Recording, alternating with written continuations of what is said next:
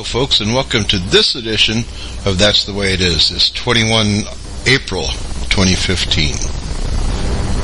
And I am your host, as always, Chip Tatum. Tonight I want to talk about a little exercise they're calling Jade Helm 15. But first, let me explain exactly what a military exercise is and what they hope to gain by performing these exercises. A military exercise or war game is the employment of military resources in training for military operations, either effects of warfare or just testing strategies without actual combat. War games are very useful in helping to predict the outcome of certain strategies and a quick look-see as to how the public would react to such strategies or such uses of force. Intel boys call them military simulations. In simulations, they can use theories of warfare and they can test these theories and refine them without the need of actual hostilities. As the military redefines their roles in the world, new arenas need to be prepared. In the past, at such bases as Fort Bragg, Fort Benning, Fort Campbell, large facilities were built to mimic areas which they planned operations in. Like for instance, the Middle East. They had training areas in the Middle East. We had training areas for Vietnam. We had prisoner of war training for Vietnam years ago. So in essence, as information is pushed down the pipeline to the military prepares the soldiers for the type of environment they are planning to be used and planning operations in. So, now that we have the basic definition down, let's go into it. Jade Helm is covering 7 states from California to Texas. It's supposedly running from July 15th to November 15th. It is scheduled to involve Army Special Operations, that's Green Berets, Rangers, 160th Special Operations Aviation, with whom I was a pilot, Air Force Special Operations, Navy Special Operations, which is the SEALs, and Marine Ops. It's most interesting to note that one of the cities selected for Jade Helm 15 is Big Springs, Texas. Why is this interesting? Well, Big Springs, the majority of the people in Big Springs work for the federal prisons or a private federal contract prison facility. This zone in Big Springs, Texas, is one of the largest areas for federal prisons in the United States and in the world. Another interesting fact is the U.S. Bureau of Prisons and U.S. Federal Marshals run an airline. That airline we commonly refer to as Con Air. Con Air's hub facility is in Oklahoma City, Oklahoma. It's actually at the Oklahoma City airport. It has Con Air aircraft can drive right up to the prison facility in Oklahoma where the prisoners are offloaded. They have shackles and chains on their feet, waistband chains and handcuffs. And those who are some of the most dangerous, like myself, would have what would be called black boxes, where it's even more difficult for them to attempt an escape. I have been to Oklahoma City transfer facilities several times as I was moved around the United States, having been charged with treason and moving daily in what they call diesel therapy. Interesting fact, there are a lot of people were in that facility bound for Big Springs, Texas. The trip to Big Springs is facilitated by the use of a large fleet of buses or aircraft used by the U.S. Marshal and the Federal Bureau of Prisons for transporting throughout the United States. So in case you haven't heard it or haven't watched the video that we have on our site, I'm going to play an audio clip from that video so that you can hear the briefing that Thomas Meade from Fort Bragg, a private contractor with Special Forces Command, Special Operations Command, as he briefs the city of Big Springs for Jade Helm 15. It is interesting that he does make a minimal reference to utilizing the airport and being able to talk to people in the port during the exercise. I bring you greetings from Fort Bragg, North Carolina, United States Army Special Operations Command. I just want to be able thank you all for allowing me to speak tonight to the City Council of Big Spring. This is an honor for us to be here to address you and give you some information on the exercise that we'll be conducting this summer in Howard County. My name's Tom Meade. I'm a retired Special Forces Senior Non-Commissioned Officer. I spent 20 years in the Army. I spent 13 with Special Operations. I'm currently a contractor working for United States Army Special Operations Command as an operations planner and an exercise designer for the Jade Helm project. With me this evening I have Master Sergeant Tim Robinson. He's an active duty Green Beret with 3rd Special Forces Group out of Fort Bragg. Tim's helping us design this exercise to get it going, make sure it goes in the right direction. Okay, folks, Meade is a private contractor. You catch that? Private contractor. The military has gone a lot in several areas to private contractors, so keep an ear to this. It's very important. So my purpose here this evening is we are seeking written invitation and approval from local officials to conduct the realistic military training exercise within the jurisdiction of the city of Big Spring. Through the process, we're required, as I'm here tonight, is to receive to ask for a letter of invitation from local officials, inviting us into your community to allow us to train our soldiers for the next fight that they could encounter. We're not training for Afghanistan and Iraq, the things that we've done in the last 15 years. We're looking forward. We're looking forward. Where the hell are they looking at? They're looking in the streets of New York, streets of Dallas, the streets of Houston, the streets of L.A. They're looking for any dissident in the United States. That's the forward-looking plans. Agenda 21, Rex, the works. Let's listen a little more to what Reefer has to say. And we want to make sure that these guys are trained properly. This is where we need the help of the local communities. We coordinate with all the local, state, and federal law enforcement. We've already been and we've coordinated with the police chief here in Big. We've coordinated with Sheriff Parker already. We have coordinated up at DPS at the state level already. So everybody from a law enforcement aspect understands what the exercise is, and we want to make sure that we are completely plugged in with them to make sure they understand what's going on. The land use agreements that we do with the local public, we don't just come in to somebody's property and we won't trespass on somebody's property without the agreement of that landowner. The licensing agreement truly allows us, or it reliability from the landowner. And we do a full risk assessment and medical plan. We've already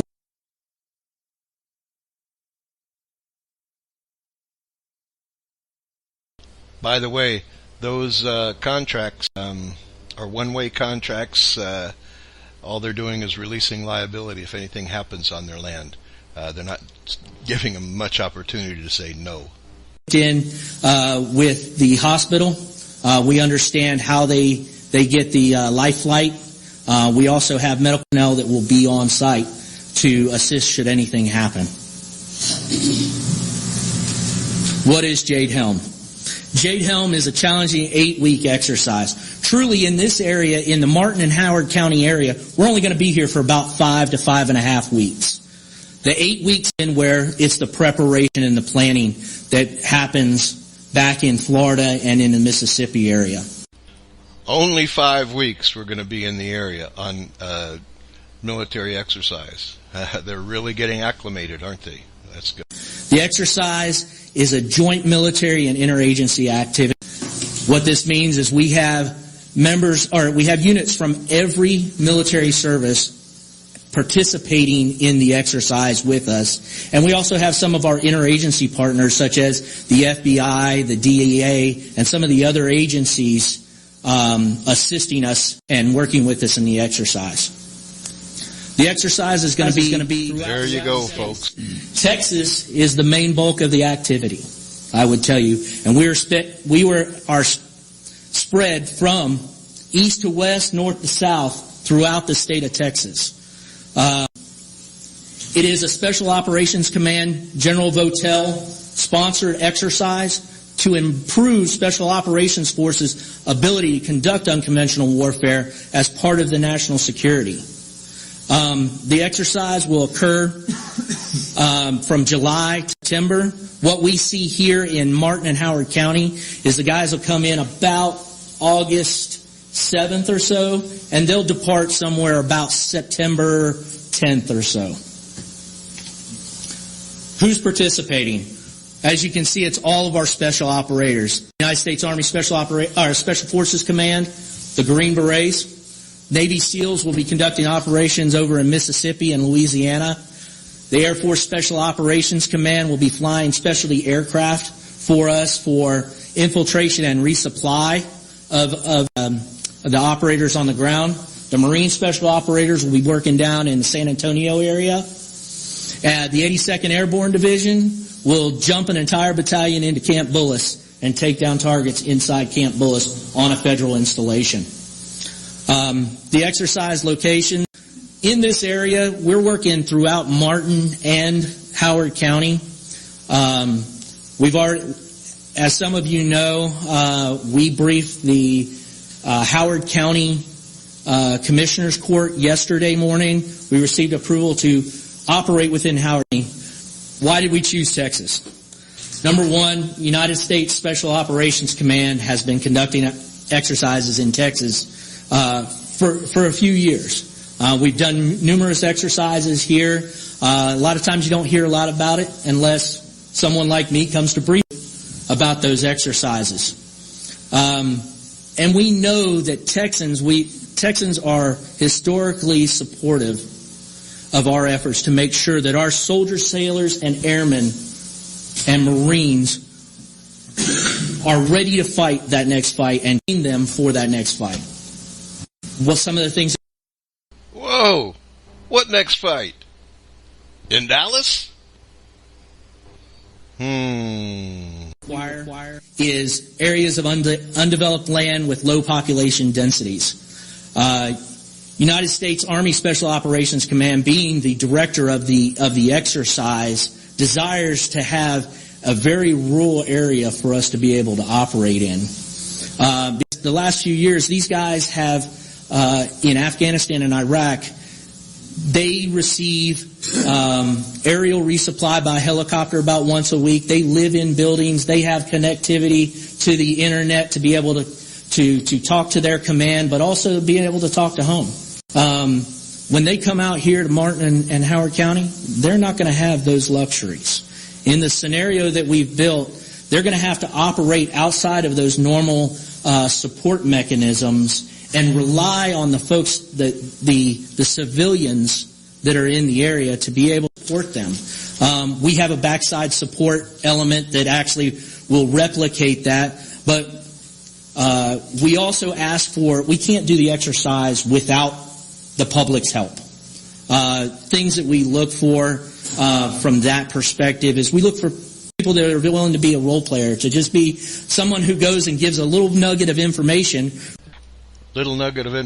Hey, we're looking for Fred Peters. He's a domestic terrorist. Do you know where we can find him? Hey, Sally Ivins, she's a domestic terrorist. We're looking for her. I need a little nugget of information. Now they're preparing the people to work for them and prepare that information. It's called human intelligence, folks. Preparing the public. For them to build an intelligence picture, to understand the scenario better and be able to operate better. We look for people that are willing to transfer guys because they have to move around in a clandestine manner. For example, in the back of a horse trailer in the middle of the night. In Toyota pickup trucks. So nobody see them. These are ways that they have to operate in in foreign countries and when they're not supposed to be in those countries. We also look for landowners and business owners who would be willing to allow us to, on a landowner perspective, to be able to use their land, maybe live on their land, or to use a barn or an old barn to be able to conduct a meeting in the middle of the night for them to do planning with a higher command. Interrogations, waterboarding in the barn. Shoppers to be able to use a back storeroom or a warehouse to do these types of meetings as well. I like the way they call them meetings, huh? Oh, you poor suckers out there. Ordinary citizens are the first ones to notice something that's different. And that, it causes them to have to be that much more careful. What can you expect? Now, understand that this slideshow is our standard slideshow that we use to brief the counties and these. Within the cities, you won't see most of this, I would tell you. For example, increased aircraft in the area at night. You'll see that out in the rural area. We have a resupply, an aerial drop that will occur, and then some paratroopers as well will jump into Martin County in early August. It won't happen within the city limits. But one of the most important things, and I know I've said it previously, is we too many power lines. It's a little dangerous. So they jump in a lot of night jumps too. Operate primarily at night to pick up the perps while they're sleeping. Activity. That way, they're able to answer constituent calls on that. The other thing that we do is we brief that prior to the activity going on. That way, the police chief can let the dispatch know that this is occurring, so that when they field phone calls from concerned citizens, they're able to. He wanted today to say disgruntled citizens, but that's not normally anything that's out of the ordinary in West Texas, from what I've seen, especially during hunting season. And they may be driving civilian vehicles throughout the area. So really, within the city limits, if you notice my guys, they're probably really doing wrong. Clear marking of the participants. That, for us, that's one of the big things. Ladies we make sure that all of our guys have some type of marking that they'll all be wearing an armband with a marking that identifies them as part of the exercise. And what I mean by that is, just as we do with the law enforcement, if there's activity occurring around an area, we will actually go out to doors and knock on doors, introduce ourselves, and let them know that there'll be activity happening between this time and this time. Armbands on the mission essential personnel. Sounds like something from the mid-40s, doesn't it? Mr. Meade, how often do you do a operation like this? Is this done annually or? Yes, sir. So the Jade Helm project is a new project that has come along from General Cleveland, from his staff at United States Army Special Operations Command. This exercise is planned to be conducted yearly. We conduct an exercise that's similar to this, and I say similar because the scope and the breadth of the exercise is nowhere comparable to what we do here. But they conduct that exercise 6 times a year in North Carolina. So, your question, sir? Sure. Yes, sir. Practice makes perfect. Just had a couple of questions.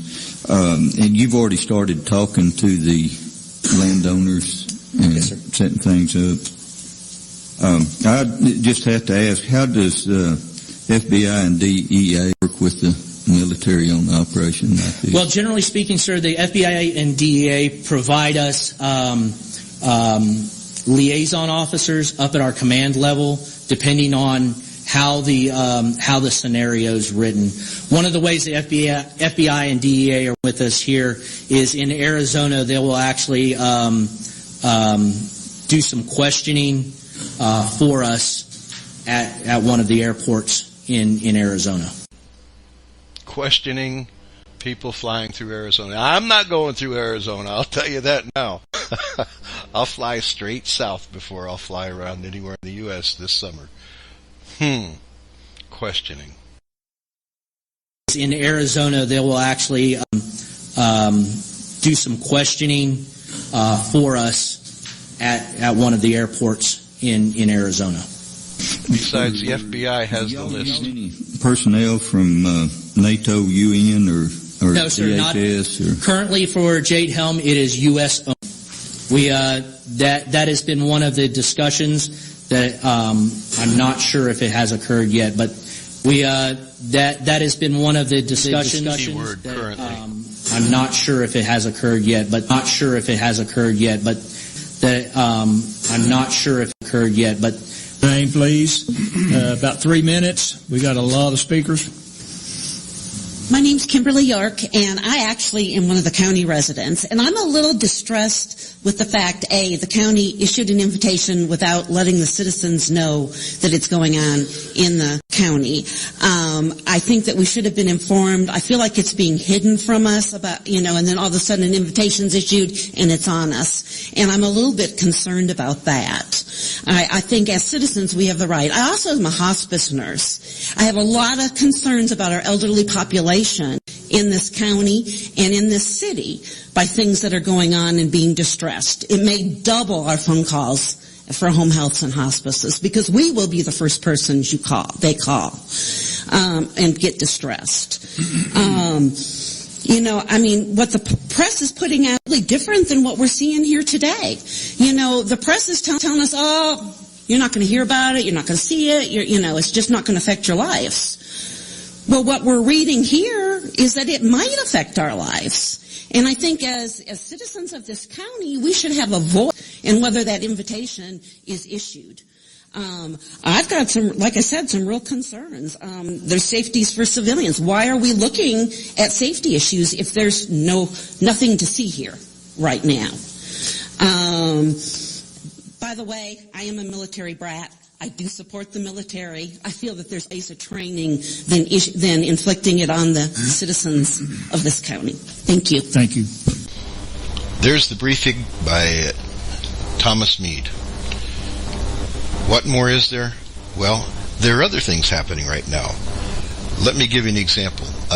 Local residents in local cities around the United States are receiving information from the local law enforcement branches that they will be providing training to their law enforcement in preparation for an upcoming Jade Helm exercise in their zone, as they plan to be supporting Special Operations Command.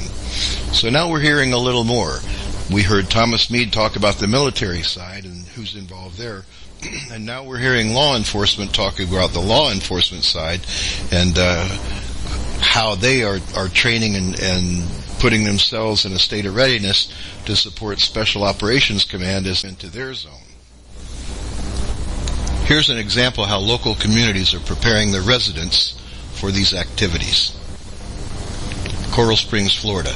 If you see unusual police activity in Coral Springs over the next 2 weeks, don't be alarmed.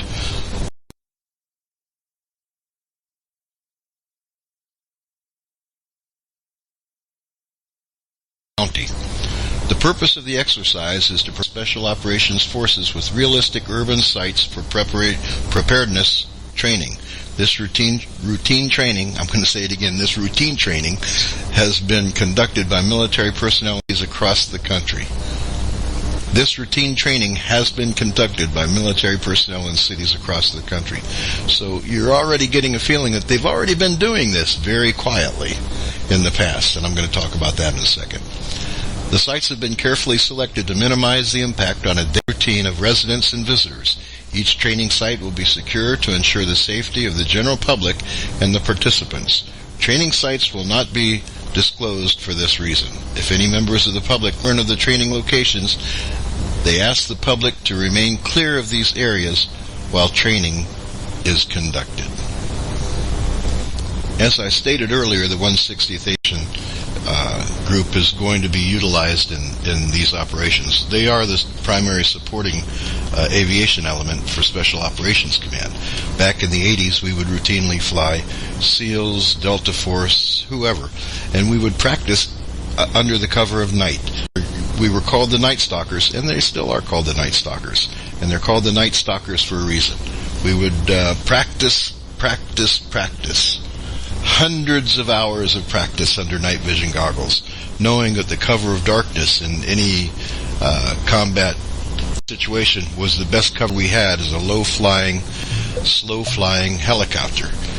These aircraft, we flew at the time Loaches, OH-6s, which are now the MDH-6, Blackhawks, Chinooks, so attack aircraft, and all these other aircraft that we had could, except the Chinooks, could be placed in a combat configuration.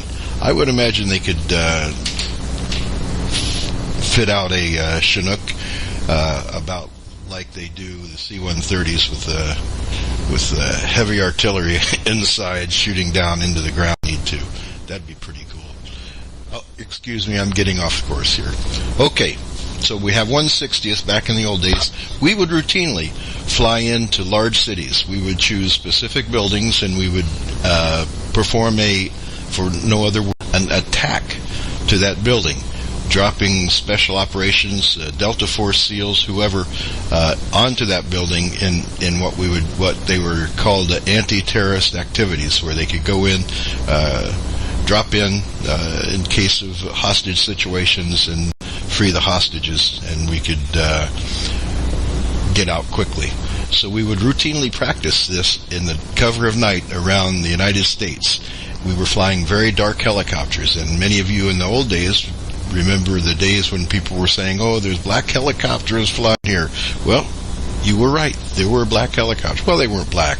They were very, very dark green, and you couldn't read the lettering. They were lettered with U.S. Army on them, but you couldn't read it because it was about the same color paint as the aircraft. So you'd almost have to touch it to touch the paint and run your hand along it to see the name of U.S. Army on it. So for me, practicing in the United States, military exercises in the United States is not uncommon. But to the general public, you have not been aware of this. And to be honest with you, the scale of this operation is gigantic. I mean, we were a small helicopter outfit practicing our new mode of flight with night vision goggles and everything else. I can't believe the size of this urban training exercise, or whatever the hell they're calling it, this Jade Helm.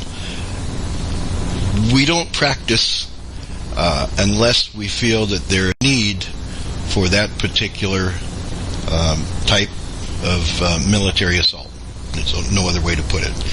If we feel that there's going to be a need for a particular type of military assault, certainly we will practice, so that we have operational readiness to perform that assault. To practice in the United States, the urban training, they actually feel, whoever the head sheds are, they actually feel that there is going to be a need for this type of military assault within the United States of America. And I can tell you that this is something that was discussed in the early 90s during our Jupiter Island meetings. Plans and programs were discussed concerning a readiness exercise called Rex 84. What is Rex 84? What was Rex 84? And I would assume still what is. It's a scenario and a drill which was developed by the United States federal government to suspend the United States Constitution, declare a law, place military commanders in charge of the state and local governments, and detain large numbers of American citizens who are deemed to be national security threats. In the event that the President declares a national state of emergency, the plan states events causing such a declaration would be widespread U.S. opposition to U.S. military invasion abroad, such as if the United States were to directly invade Central America to combat what the government perceived as subversive activities. The plan also authorized the military to direct ordered movements of civilian populations at state and regional levels. Movements of civilian populations. This is huge. And the exercise is huge. You think that's just coincidental? That they're training the United States military and all forces command to handle such a threat or perceived threat?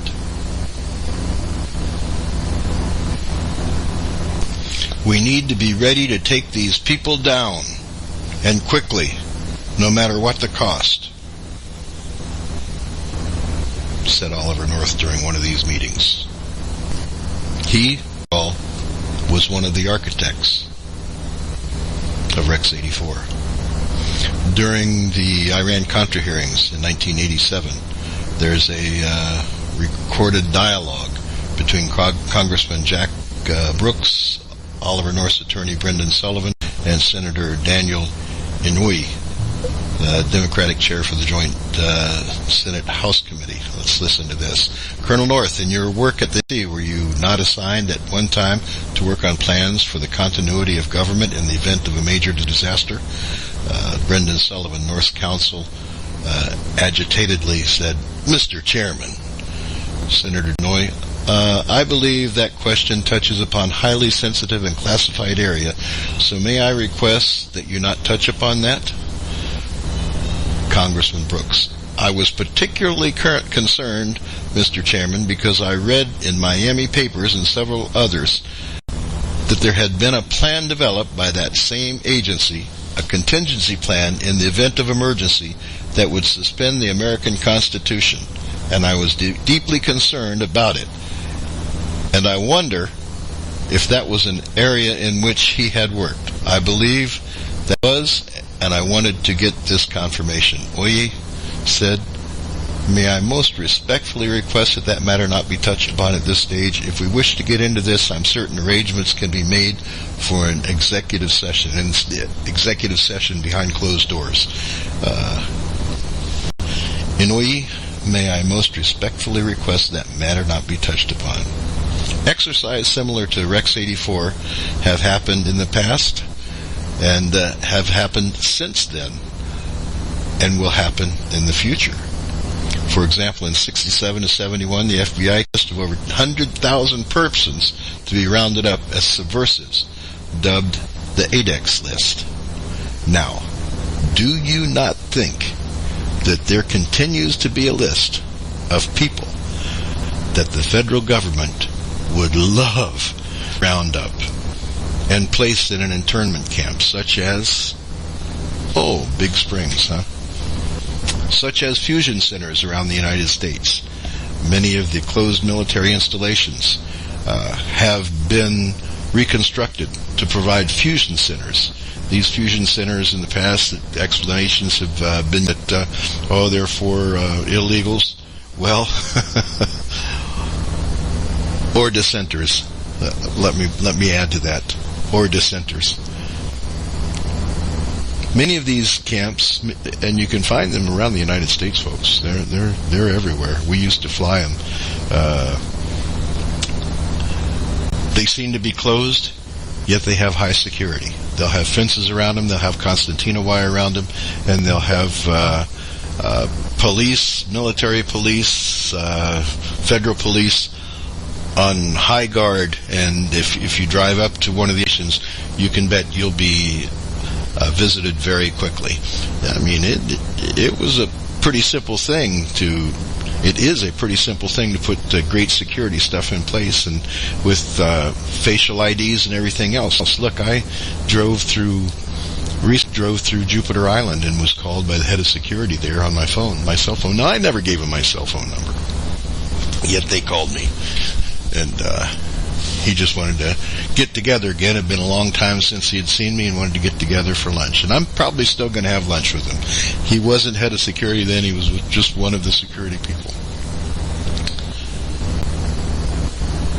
So we have this contingency plan, which was called Rex 84. I understand that may have been changed since then, or it may have another name. I think people are talking about one called Agenda 21. I'm not aware of Agenda 21. I am aware of the Rex 84 plans, and I am aware that during Jupiter Island briefings, we were briefed that the U.S. military would have to intervene and intern U.S. citizens. I jumped up and I said, "Sir, there's no way in the world me as an American fighting man is going to go into that and do that." You know, but back last week we played a little tape of the Kent State Massacre. 4 dead, 9 wounded, one of the 9 paralyzed by the U.S. National Guard. They did fire upon American citizens. They did fire upon dissenters. And they were not thrown in prison for it.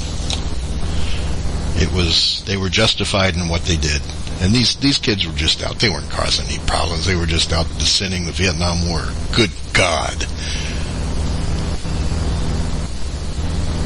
But during our contingency and planning meetings with the Enterprise, and the discussion of the intention to use U.S. troops, I said, there's no way that's going to happen. And I was told that there is a way that's going to happen, and it's none of my concern, is the way they put it.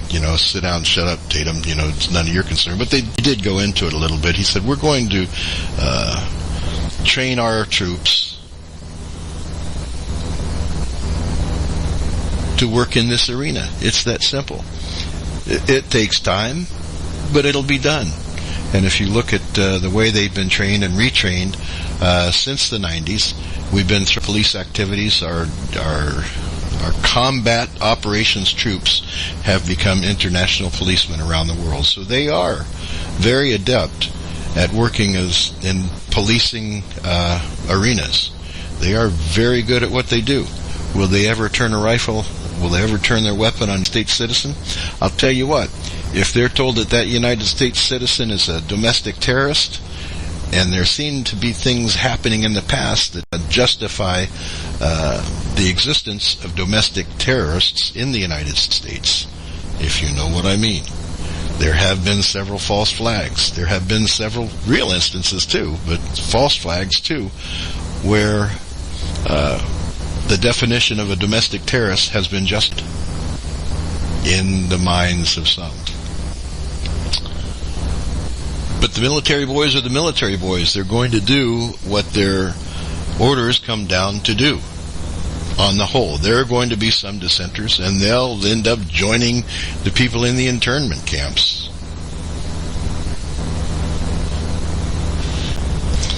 So here's my take on Jade Helm. I'm asked to go on other shows to talk about it. I'm asked to give my opinion. Here's my opinion. Any of you out there that have been asking me to go on a show, take this, tape it, give it what you will, say what you will, but this is my opinion. And it's only my opinion. You know what they say about opinions. Everybody's right. They're like, Well, my opinion is this. My opinion is this is a training exercise. My experience is we probably will use this exercise. The bad boys will probably use this exercise and pop in a few pot shots in certain areas, do a few things just to test the waters. This public reacts to it so that they know what they need to do in the future to avoid problems. I mean, that's what practice is about, right? So that's my take on it. It's primarily a training exercise. There are bad boy elements, rogue elements within our forces which will utilize and misutilize this exercise to test the waters for other types of operations that they plan on using against the people in the United States of America and around the world, but primarily the United States of America, trying to ascertain how the reactions will be to this type of situation. Look, the American people are pretty well fed up, but then again, used to abuse of power. We can look. I can refer to our law enforcement side of things, where these men who are hired and paid to protect and serve are pretty trigger happy. No. Judge, yes. They give immediate judgments and pull the trigger, even on innocent people, even on unarmed people. Look, a woman in a car decides she doesn't want to stay for a traffic stop for whatever reason. She's not armed. She has kids in the car. The policeman pulls out his pistol as she leaves and unloads into the back of the car. What the hell's going on with that? People from other countries look at that and say, holy crap! What's going on in the United States today? Don't those people see what's going on there? Nothing like that ever happened in the country, they say. You know, we talked a little bit about the unrest and attacking Central America. You know, something of that could be going on right now in Central America. We have the Iranian situation, Yemen. We have several areas around the world that could cause unrest, but we have a lot of people, a lot of Latin Americans living here in the United States. And we're looking at things like, I mean, we've always been looking at countries in Central and South America to try to work over the governments into doing what we want them to do. But most recently, it looks like we're trying to build a case against Venezuela. And what's Venezuela to us? Nothing. Not to the general public. It's nothing. We have a lot of Venezuelans who live here. You know, what kind of danger is Venezuela? It's not. But Venezuela has a whole buttload of oil. I mean, that country is floating on oil. And what's oil? Oil's money for these bad boys. They'll do anything. They'll kill anyone. They'll jail anyone. They'll do whatever they want to do, whatever they need to do, without blinking an eye to get their hands on that oil. Now I'm getting a little off the subject there, so I'll get back into Jade Helm. Jade Helm, military size, bad boys use it to practice their bad boy deeds. And now what I'm going to do is going to open up the phones up for anyone who wants to call in, make a statement, but please make it brief and stay on subject. So, let's open the phone lines up. And our call-in number is 727-474-0990. I'll say that again for you. Call-in number tonight is 727-474-0990. Please, folks, stay on subject. Subject is Jade Helm military exercises within the borders of the United States. And before we go farther into that, I wanted to do one more thing. I want to play a little take for you from an interview we did with Major General Burt Stubblebine. Who was Burt Stubblebine? He was right-hand man to the Deputy Director of the Defense Intelligence Agency. People, the DIA are the bad boys. I mean, when the CIA wants some real bad boys to do something, some wet workers. And after leaving Defense Intelligence Agency, there were several other positions, and he ended up running the U.S. Army Intelligence and Security Command. So here's a man that's in the know. Here's a man that understands what these exercises are all about, and we're going to give a quick minute and a half listen to him. Thank you very much. Can I make a final comment before you open it up for calls? Go ahead, General. States are participating in Jade Helm, which is an exercise to suppress any... Thank you very much. Can I make a final comment before you open it up for calls? Go ahead, General. Are participating in Jade Helm, which is an exercise to suppress any and all resistance to the martial law that is on its way. Okay?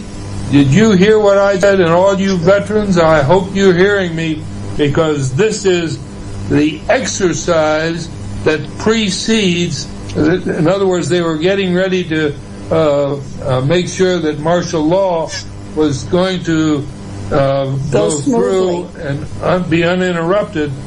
And there were special forces or units that were specifically assigned to kill dissenters. Dissident leaders and dissenters. Yes. This is a forerunner for Agenda 21. Believe me, I'm talking to you, I'm looking at the intelligence, and I'm telling you the conclusion. I don't normally do that, but let me tell you, you see that, you know what's coming, and you know why. Heads up. Okay, there you go. Pretty well says it.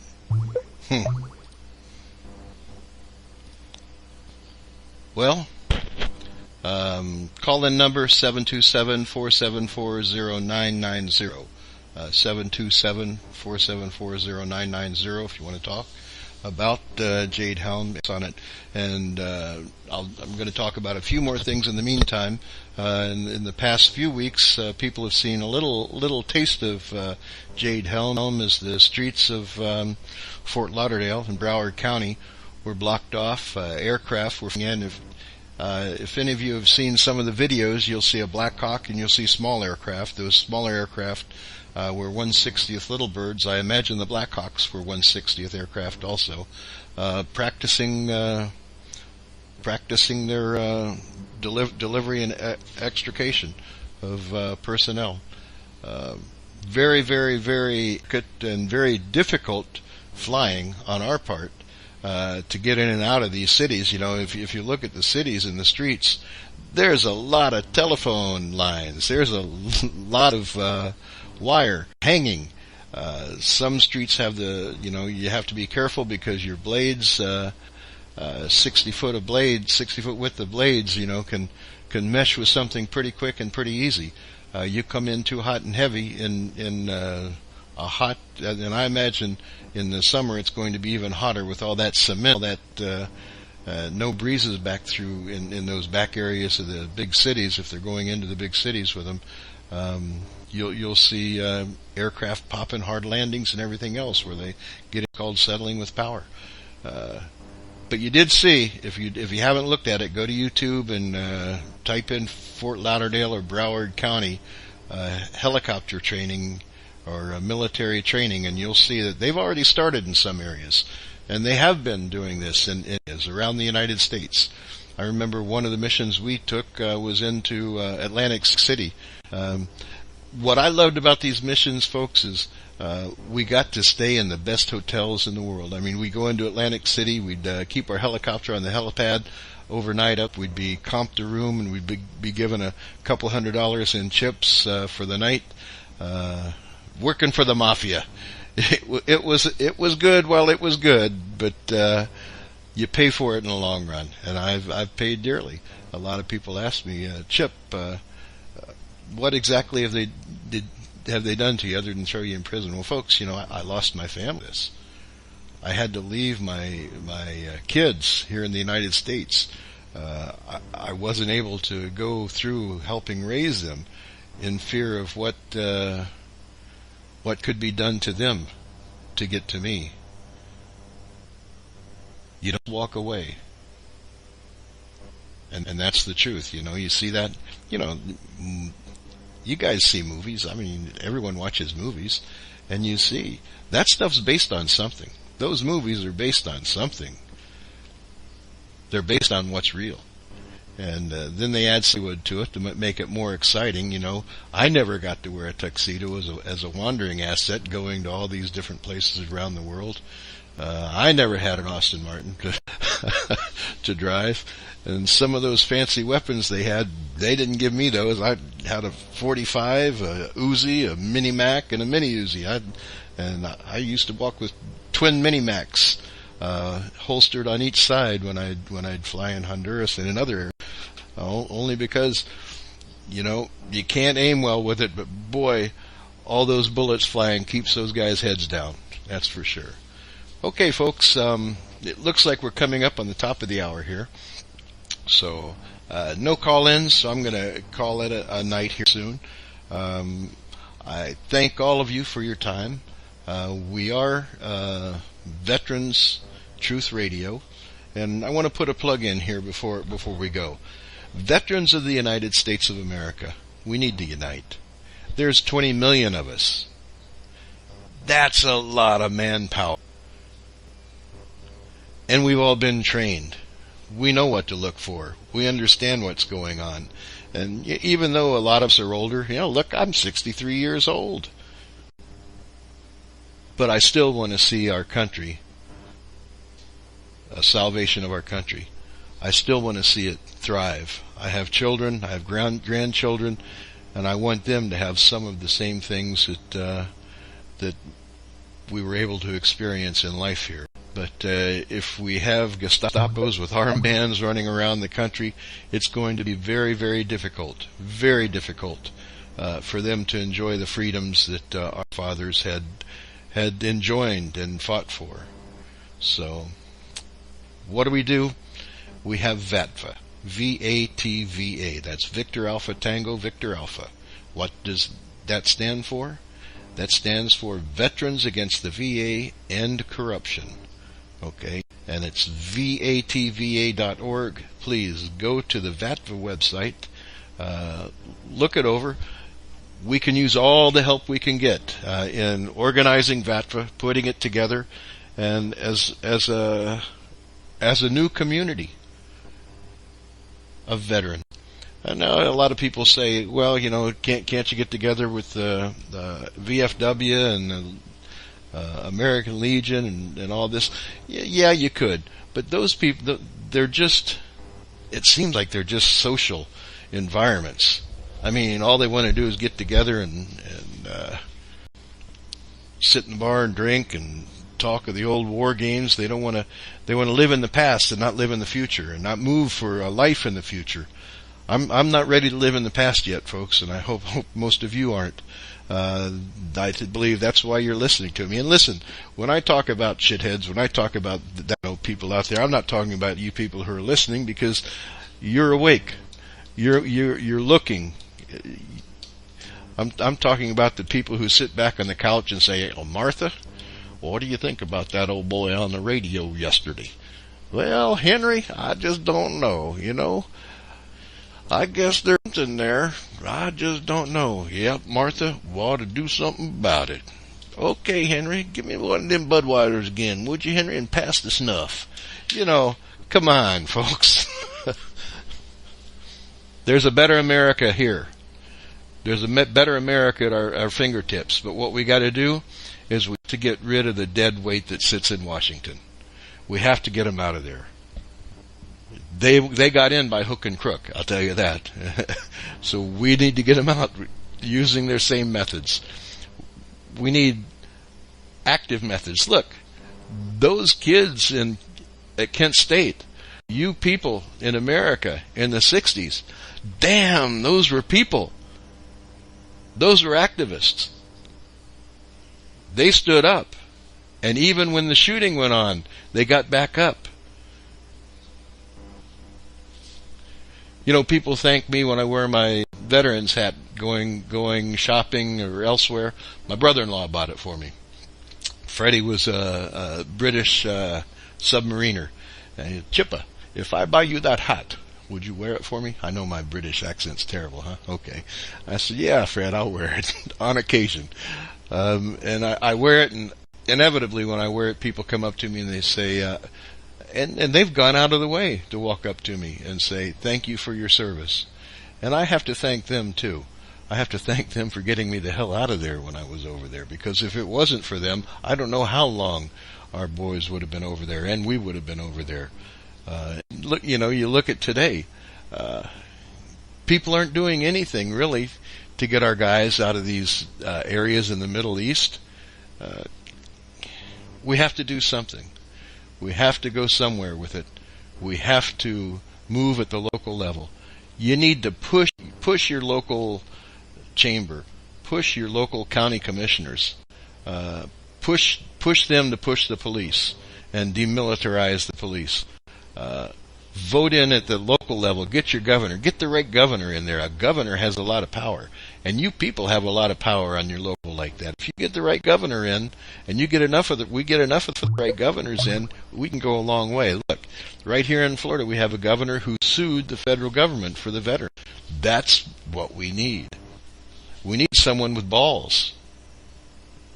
I mean, he got a lot of flack over it, and he's going to continue getting a lot of flack over it, but at least he did something. Folks, you've heard the way it is. This 21 April 2015. And if we don't do something about it, then what you heard tonight is going to be the way it is. But it doesn't have to be that way.